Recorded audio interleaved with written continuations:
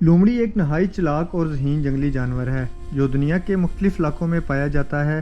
اس کا جسم درمیانے سائز کا ہوتا ہے، جس کی کھال عام طور پر سرخ، بھوری یا سرمئی رنگ کی ہو سکتی ہے، اور اس کی ایک گھنی اور لمبی دم ہوتی ہے جو اسے توازن برقرار رکھنے میں مدد دیتی ہے۔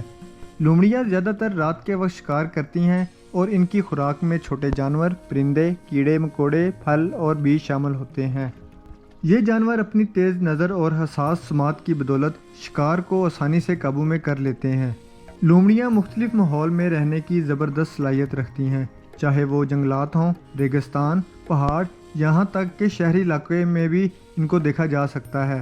ان کی غیر معمولی ذہانت اور چالاکی نے انہیں دنیا بھر کی کہانیوں، لوک داستانوں اور روایات میں ایک نمایاں مقام عطا کیا ہے، جہاں انہیں اکثر ہوشیاری اور ذہانت کی علامت کے طور پر پیش کیا جاتا ہے۔